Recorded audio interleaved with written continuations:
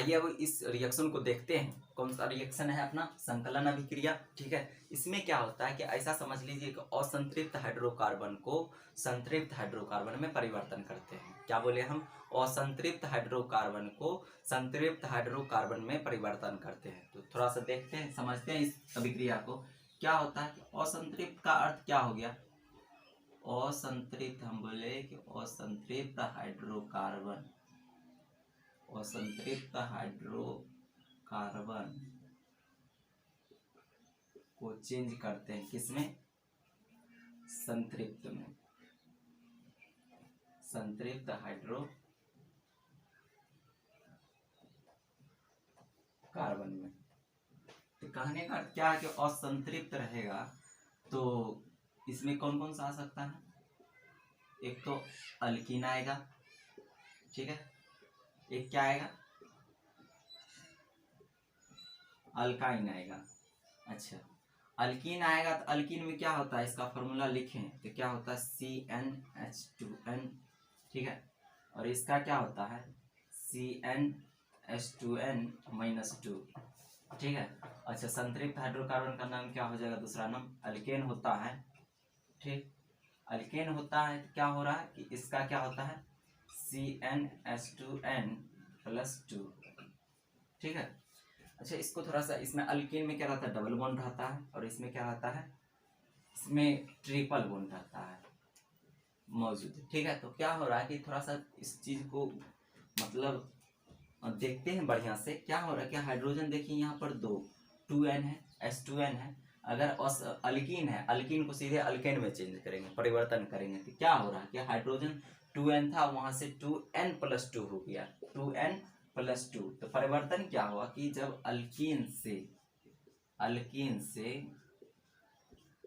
Alkyne में जाएगा, alkane में जाएगा, सॉरी, अल्कीन से अल्केन में जाएगा तो क्या चीज का चेंज हो रहा है कि H2n था, वहां पे क्या हो जा रहा है? 2n+2 हो जा रहा है। तो मतलब क्या?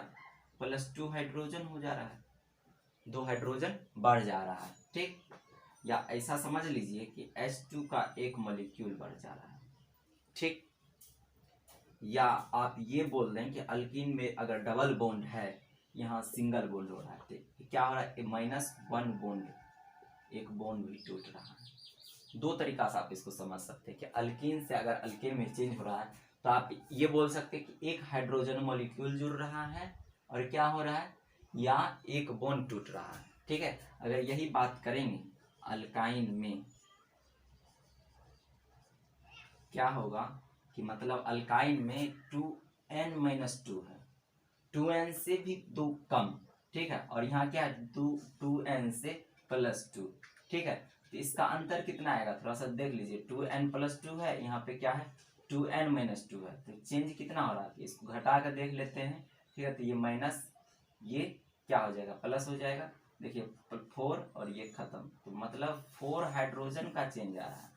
4 हाइड्रोजन का अर्थ क्या? 4 हाइड्रो परमाणु हुआ, लेकिन अगर अणु का बात करें तो 2H2, दो क्या हो रहा है कि 2 हाइड्रोजन अणु का चेंज हो रहा है। अगर बॉन्ड का बात करें तो 2 बॉन्ड टूटेगा। क्यों ऐसा बोल रहे हैं कि अल्काइन में ट्रिपल बॉन्ड होता है जबकि अल्केन में सिंगल बॉन्ड होता है। तो ट्रिपल से अगर 1 में जा रहा है, सिंगल बॉन्ड पे जा रहा है, तो क्या हुआ कि 2 बॉन्ड का ब्रेक हो रहा है। ऐसा कब होगा? आसानी से तो होगा नहीं, कुछ ना कुछ चाहिए। तो क्या होता है कि अगर ऐसा हम चेंज करते हैं तो क्या होता है कि हमको उत्प्रेरक का जरूरत होता है। उत्प्रेरक मतलब ये समझ लीजिए कि मतलब रिएक्शन को तेजी करने वाला। इसका अर्थ ये होता है कि रिएक्शन को तेज बना देगा। जो मान लीजिए कि कोई रिएक्शन पहले 10 मिनट में हो रहा था, अगर हमको इसको मतलब उस रिएक्शन को इससे कम मिनट में करना है, अगर समझ लीजिए 10 मिनट से हमको 3 मिनट में ही चाहिए, तो हमको क्या चाहिए कि मतलब कोई इस रिएक्शन को कम करने वाला चाहिए। तो उस रिएक्शन को जो कम करता है ना, कम टाइम में कर दे रहा है, तो उसको कहते हैं उत्प्रेरक। क्या कहते हैं? उत्प्रेरक, ठीक है। तो इस रिएक्शन को तेज बनाता है। तो इस रिएक्शन को कौन तेज बनाएगा? यहाँ पर ये जो असंतृप्त हाइड्रोकार्बन से संतृप्त हाइड्रोकार्बन में जाएगा, ये कौन यहाँ उत्प्रेरक का काम करता है? तो निकेल या प्लेडियम जैसे तत्व काम करेंगे। कौन कौन सा याद रखेंगे? निकेल प्लेडियम Pd, ठीक है। तो निकेल और प्लेडियम जैसे तत्व क्या करेंगे, इस रिएक्शन को तेज बनाता है। मतलब कहने का अर्थ क्या है, ये दोनों उत्प्रेरक का काम करता है ना। अभिक्रिया का एक एग्जाम्पल देखते हैं। यहाँ पर हमने इथीन लिया है, इसका नाम क्या है, देखिए 2 कार्बन है C2H4, ठीक है। इसका नाम क्या हो जाएगा, इथीन। हमने आपको बता दिया पहले, ठीक। इथीन में क्या हो जा रहा है, देखिए यहाँ पर 2 हाइड्रोजन है और यहाँ पर भी 2 हाइड्रोजन है। हर एक कार्बन से 2 हाइड्रोजन जुड़ा हुआ है। तो यहाँ क्या होता है कि जब भी संतृप्त हाइड्रोकार्बन या अल्केन में जाएगा तो क्या होता है कि एक ये बॉन्ड ब्रेक करेगा, ठीक है। अब मान लीजिए कि अगर ये बॉन्ड ब्रेक कर रहा है तो कार्बन का कॉन्फ़िगरेशन, कार्बन कितना संयोजकता होता है, 4 होता है। तो क्या करेगा कि 4 हाइड्रोजन ये चाहेगा कि मतलब 4 इससे कोई ना कोई जुड़ा रहना चाहिए। 4 बॉन्ड होता है, अगर एक बॉन्ड टूट गया तो एक और चाहिए, ठीक है। अगर इस कार्बन को ही देखे तो इस जगह एक और चाहिए, तो क्या होगा, तो थोड़ा इधर से लिख रहे हैं सी चीज को। अब मेरा जो है कार्बन इथीन कुछ इस टाइप का हो गया है। अगर कब ऐसा होगा, तो पहले उत्प्रेरक भी लिख दे रहे हैं। ये कब होगा, निकेल या प्लेडियम के मौजूद में। अच्छा, ये ऐसा हो गया था। अब समझिए इस कार्बन के पास अभी तो 3 ही क्या है, 3 ही बॉन्ड है, जबकि होना कितना चाहिए बॉन्ड, 4 बॉन्ड होना चाहिए। इस कार्बन के पास भी 3 ही बॉन्ड है, क्या होना चाहिए, 1 बॉन्ड और होना चाहिए। तो 1 बॉन्ड दे रहे हैं, जहां बॉन्ड दिए उसी जगह हाइड्रोजन, उसी जगह हाइड्रोजन। अब इसको देखिए सही से, क्या C3 यहाँ पे क्या है, C2, इसको शॉर्ट कर रहे हैं तो C2 और H कितना है, 3 यहाँ और 3 यहाँ, तो कितना हो गया H6। ये किसका फॉर्मूला आता है, C2H6 किसका होता है, इथेन का होता है। यही तो अल्केन है। अब चेंज हो गया असंतृप्त हाइड्रोकार्बन से संतृप्त हाइड्रोकार्बन। ये एग्जाम्पल आप समझ लीजिए। यदि इथीन को निकेल या प्लेडियम की मौजूदगी में अगर इसको क्या करेंगे, हाइड्रोजनीकरण हो जा रहा है, किसका एडिशन हो रहा है, एडिशन मतलब जोड़ ही होता है, किसका एडिशन होता है, हाइड्रोजन का। इसका एक और नाम दे सकते हैं, इसका नाम दूसरा हो जाएगा हाइड्रोजनीकरण, ठीक है। यही आप एग्जाम्पल क्या कर सकते हैं, एक अल्काइन का भी बना सकते हैं। अपना अगला टॉपिक है प्रतिस्थापन अभिक्रिया। इसमें क्या होगा कि ऐसा समझ लीजिए, एल्केन जानते हैं, ठीक है। एल्केन से हेलो एल्केन में परिवर्तन होने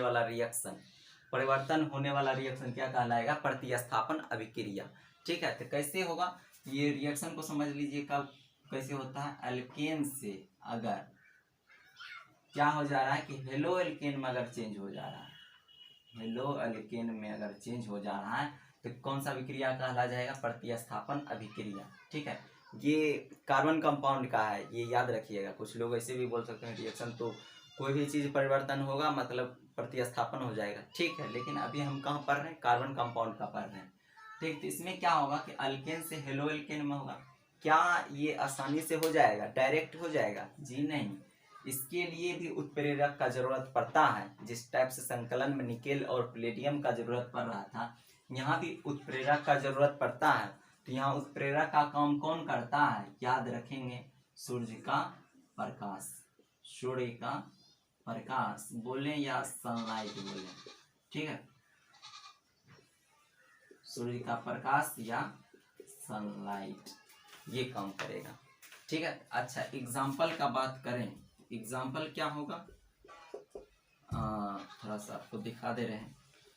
एग्जाम्पल का बात करें तो क्या होगा कि CH4 से क्या होगा, इस हेलो एल्केन में अगर मान लीजिए क्लोरीन लिए, क्लोरीन का लेंगे तो क्या होगा, CH3Cl में जाएगा। कैसे जाता है ऐसे समझ लीजिए कि अगर यहाँ पे क्या है कि ये कार्बन है, ठीक है, कितना हाइड्रोजन, 4 हाइड्रोजन, तो 4 हाइड्रोजन दे दिए, ठीक, 4 हाइड्रोजन दे दिए। और किसके समक्ष में कौन उत्प्रेरक का काम करेगा, सनलाइट। तो सनलाइट हम दे रहे हैं यहाँ पे, ठीक है। सनलाइट आ गया और यहाँ पे क्लोरीन मॉलिक्यूल ले लिए, तो क्या होगा कि ये क्लोरीन मॉलिक्यूल इस कार्बन पे अटैक करेगा, ठीक है। और ये अटैक करेगा तो क्या होगा, ये हाइड्रोजन जो है रिलीज हो जाएगा, हाइड्रोजन कहाँ चल जाएगा, निकल जाएगा। तो इसमें क्या हो जाएगा ये कार्बन हाइड्रोजन यहाँ एक जगह क्या होगा, Cl लग जाएगा।